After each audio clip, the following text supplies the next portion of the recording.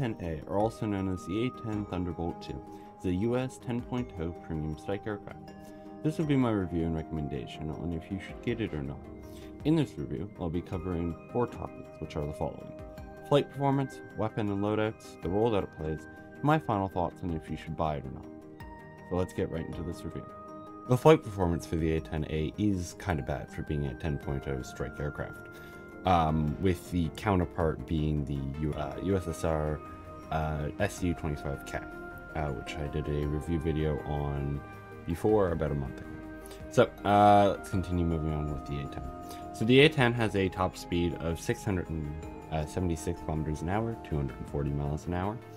And it doesn't have a great turning radius due to it not being able to have any combat flaps.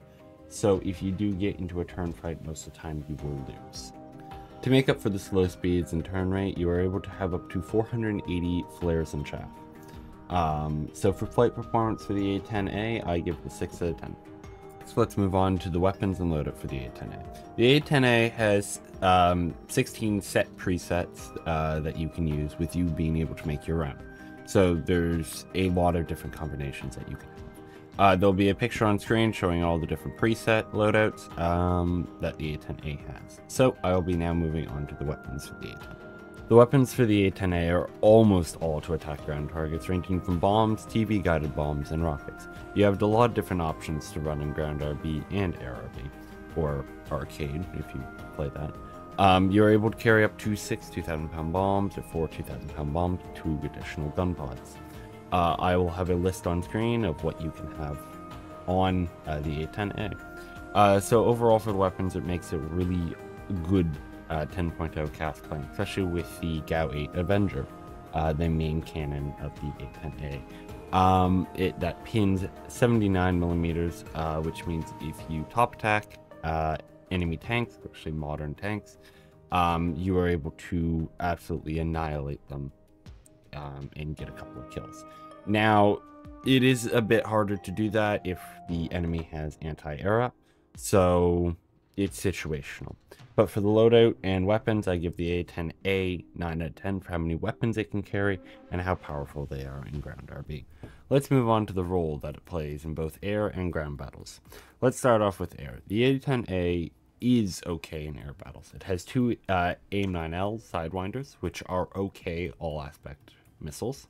But the main role for the A-10A is 2 bomb bases, which you're able to take out 2 to 3 bases if you don't get shot down by enemy planes, or someone else steals the base in front of you, like a F-111 or any other jet at that BR that is slightly faster than you, which is all of them.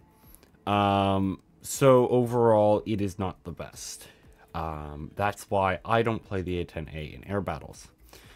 So, let's now move on to ground battles. In ground battles, the A-10A is great with its guided bombs, rockets. You're able to stay high into the sky, where it's harder for AA to see you. And especially with not being at 11.7, you don't get to see Pansirs or anything like that.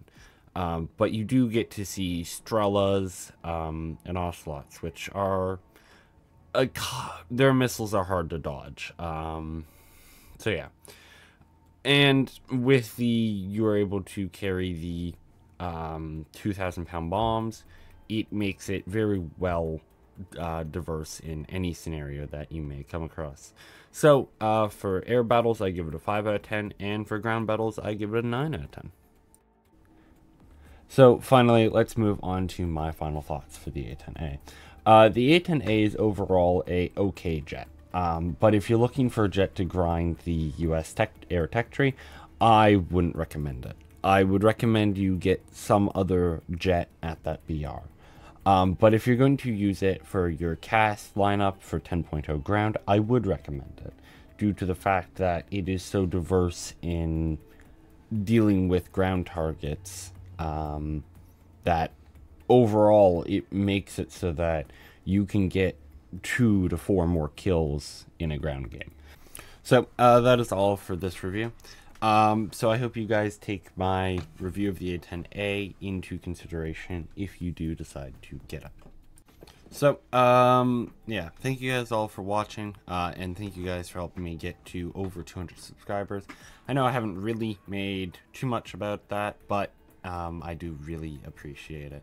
And now at the time of making this video, I am up to 240, so thank you guys.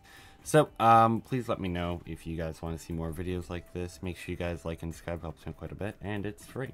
So, hope to see you guys in the next video or stream that I do.